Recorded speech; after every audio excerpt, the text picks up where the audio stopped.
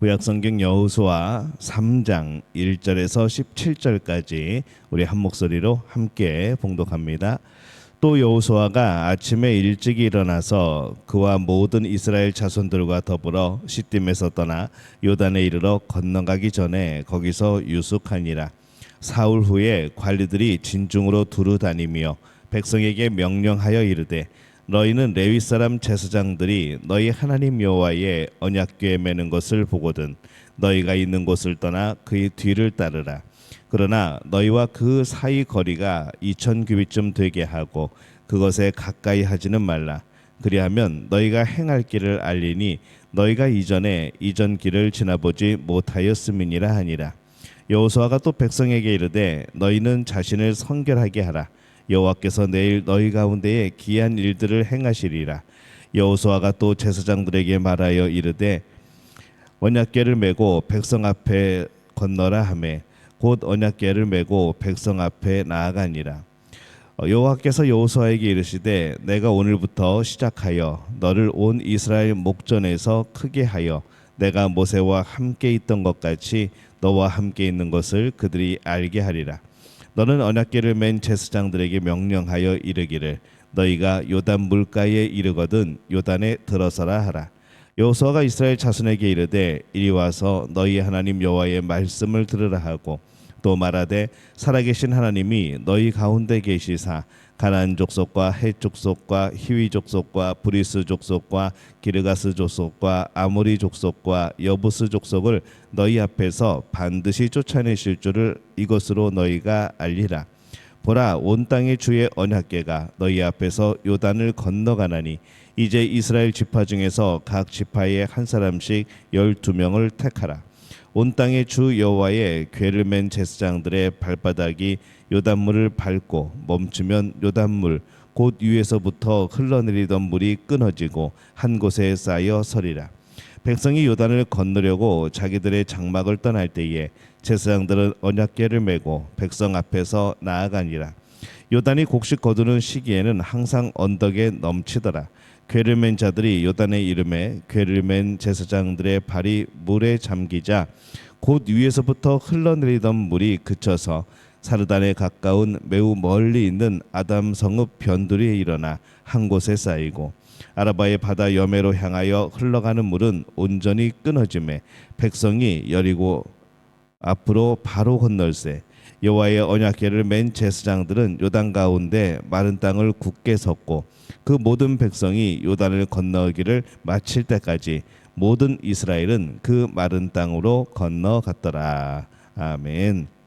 할렐루야. 하나님의 은혜가 오늘 새벽에 하루의 첫 시간을 주 앞에 드리는 우리 믿음의 가족들에게 함께 하시기를 예수님의 이름으로 축원합니다. 오늘 말씀은 이스라엘 백성이 이제 여리고를 점령하기 위해서 요단강을 건너는 그러한 장면을 그리고 있습니다. 이스라엘 백성들은 지금까지 광야 생활을 하면서 그 언약궤가 그들의 삶의 중심이 되었습니다. 그들이 여리고로 들어가기 위해서 이 요단강을 이제 건너야 하는데 그때 하나님께서 말씀하는 거죠. 오늘 말씀의 3절에 보면은 백성에게 명령하여 이르되 너희는 레위 사람 제사장들이 너희 하나님 여호와의 언약궤 매는 것을 보거든 너희가 있는 곳을 떠나 그 뒤를 따르라. 이렇게 말씀을 합니다. 요단강을 건너는 데에도 이 언약궤가 앞서가고 중심되는 역할을 합니다.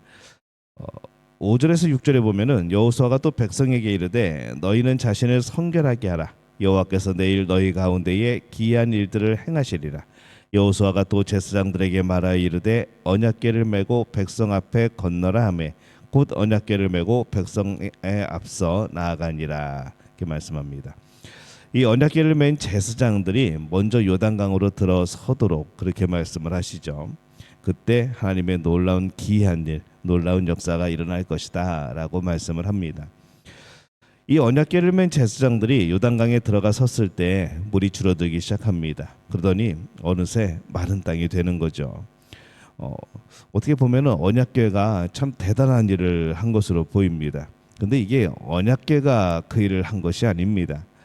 7절에 보면은 여호와께서 여호수아에게 이르시되 내가 오늘부터 시작하여 너를 온 이스라엘 목전에서 크게 하여 내가 모세와 함께 있었던 것 같이 너와 함께 있는 것을 그들이 알게 하리라.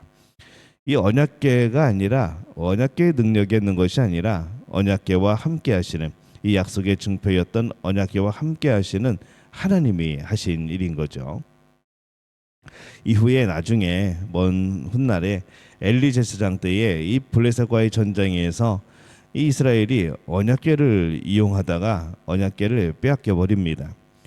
언약궤를 하나님의 인격적인 그런 임재 그리고 상징으로 사용하지 않고 인격적인 그런 관계 없이 기계적으로 마치 무슨 신비한 물건처럼 그렇게 사용하게 되어집니다.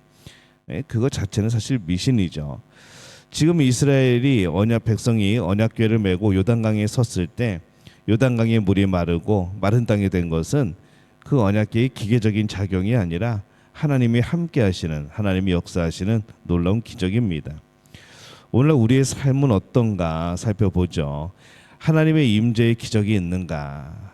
우리가 이 하나님의 임재를 어떤 기계적으로 요구하지 말고 우리가 하나님을 인격적으로 만나야 됩니다. 이스라엘 백성이 가나안에 들어가기 위해서 이 언약궤를 통한 하나님의 임재를 강하게 경험해야 됐듯이 이 오늘날 우리들도 하나님의 임재를 강하게 경험하는 것이 필요합니다. 이스라엘 백성들이 언약궤를 앞서 세웠던 것처럼 우리는 우리의 삶에 하나님을 앞세워야 하는 것이죠. 기계적인 앞세움이 아니라 마음과 마음이 통하는 하나님과의 그런 함께하는 삶, 인격적인 그런 통함, 그것을 통하여서 이 하나님의 임재를 구하고 하나님의 역사를 구하는 겁니다. 이스라엘 백성이 가나안을 점령하기 위해서 건너야 했던 강은 요단강입니다. 이스라엘의 가장 큰 강이죠. 모세가 이스라엘 백성을 이끌고 홍해를 건넜듯이 이 여호수아는 요단강을 건넙니다. 1세대들이 홍해를 건너는 그 기적을 경험하고 하나님의 역사를 경험하고 담대함으로 그들이 나간 것처럼 이제 2세대들 그 다음 세대의 광에서 태어난 이들이 또 한번 하나님의 함께 하심이 어떤 것인가를 경험할 필요가 있는 겁니다. 15절에 보면은 요단이 곡식 거두는 시기에는 항상 언덕에 넘치더라. 궤를 맨 자들이 요단에 이르며 궤를 맨 제사장들의 발이 물가에 잠기자 이렇게 말씀을 합니다. 이스라엘 백성들이 요단강 앞에 섭니다. 출애굽 때 모세는 이스라엘 백성들을 홍해가 그들을 가로막는 곳에 서서 홍해를 가르게 되어지는 역사가 나타나죠. 이스라엘 백성들이 요단강 앞에 섰을 때에 뭐 돌아갈 수 있는 방법도 있었을 겁니다. 조금 물이 얕은 곳이라던가 아니면은 조금 하루로 내려간 거 상류로 올라가거나 그러면서 좀 더 이렇게 좁은 그런 폭이 있는 곳으로 또 얕은 곳으로 갈 수도 있었을 겁니다. 근데 구태여 글로 가는 거죠. 여호수아가 이스라엘 백성들 이끌 때도 마찬가지입니다. 요단강을 건너기에 건기때가 딱 좋습니다. 좀 비가 좀 덜 오고 그래서 수량이 좀 적을 때 그때 건너면 되는데 그렇습니다. 근데 그리고 꼭 건너야 한다면 이곳보다는 다른 곳이 더 편할 수 있는 것이죠. 그러나 여호수아는 곡식 거두는 시기, 그래서 물이 항상 언덕에 넘치는 그때에 요단강에 이릅니다. 요즘에 성지순례 가보신 분들은 이 요단강을 보고 놀랍니다. 왜 놀라는가 하면은 여기서는 본문에서는 굉장히 요단강이 막 넘치고 넓고 깊고 그렇게 이제 표현이 되지만은 실제적으로 가보면은 요즘에는 폭이 한 10m도 안 되는 그런 작은 냇가 같은 느낌이 드는 것이죠. 그러나 우리는 지금의 요단강이 아니라 여호수아 때에 그때 요단강을 상상을 해야 되죠. 지금 요단강이 그렇게 좁고 낮은 강이 된 것은 상류에 댐을 만들고 또 수로를 만들어서 많은 물을 빼서 사용을 하기 때문에 그렇습니다. 근데 멀지 않은 19세기 정도 그때만 해도 벌써 요단강은 30m, 폭이 30m 정도이고 깊이는 1m에서 3m가 되는 것까지 그렇게도 있었다는 것이죠. 그러니 여호수아 때의 시기를 감안하면은 이 여호수아가 요단강을 건널 때에는 훨씬 더 폭이 넓고 깊이도 깊었을 겁니다. 그리고 이 상류와 하류의 해발 차이가 커서 물의 속도도 굉장히 빨랐을 것이고, 그 다음에 요단강은 매우 위험한 강인 것이죠. 그 위험한 강을 하나님의 임재 가운데 건너는 사건이 바로 오늘의 말씀입니다.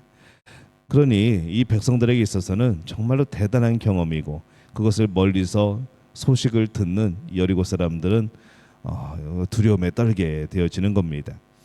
요단강 물이 마르기 시작하였을 때 어떤 방식으로 되었을까? 16절에 보면은 곧 위에서부터 흘러내리던 물이 그쳐서 사르단에 가까운 매우 멀리 있는 아담 성읍 변두리에 일어나 한 곳에 쌓이고, 아라바의 바다 여매로 향하여 흘러가는 물은 온전히 끊어짐에 백성이 여리고 앞으로 바로 건널세, 이렇게 말씀을 합니다.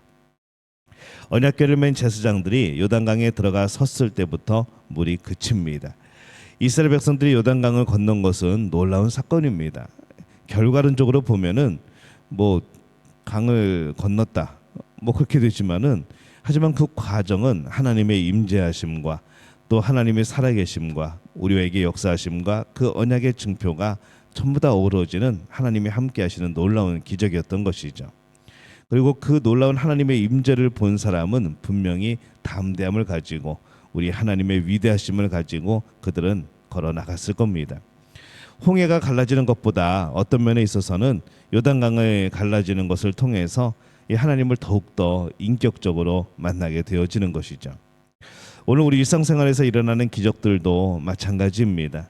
일상생활에서 기적적으로, 기계적으로 하나님의 임재를 구하는 그런 사람도 있지만은, 그런 것에 놀라지 말고 인격적으로 경험하는 하나님을 경험하는 분들이 되어지시기를 바랍니다. 놀라운 기적, 초자연적인 사건 좋지만은, 그것보다는 정말 하나님을 인격적으로 경험하게 될 때에 더 깊은 신앙과 또 그 인격적으로 경험한 사람이 경험할 수 있는 놀라운 은혜가 그 안에 있는 것이죠. 우리 가운데 어떻게 임재하시는지 그것을 경험할 필요가 있는 겁니다. 우리 앞에 놓인 험한 세상을 살아갈 수 있는 힘, 이게 무엇인가? 그거는 초자연적인 능력이 아니라는 것이죠. 우리가 우리 안에 계신 성령과 친밀함으로 늘 교제하듯이 이 하나님과의 인격적인 만남을 통하여서 우리는 큰 능력과 또 우리의 삶의 힘을 얻는 겁니다. 우리 앞에 있는 요단강을 건너가는 것, 이것을 통해서 우리는 그냥 우리가 우리의 인생을 우리의 힘으로 헤쳐나가는 것이 아니라 하나님의 임재를 경험하면서 우리는 살아가야 되는 겁니다. 그래서 우리 살아가는 삶의 그런 시간들은 내가 버둥버둥거리며 살아가는 시간이 아니고, 하나님이 함께 하시고 하나님을 경험되어지는, 그런 하나님을 인격적으로 만나게 되어지는 그런 삶인 것이죠. 그러니 삶은 즐거운 겁니다. 그래서 삶은 하나님의 놀라운 역사가 나타나는 겁니다. 우리를 위하여 우리와 함께 계신 하나님을 경험하는 삶, 그 복된 삶이 우리 믿음의 가족들의 삶이 되어지시기를 예수님의 이름으로 축원합니다.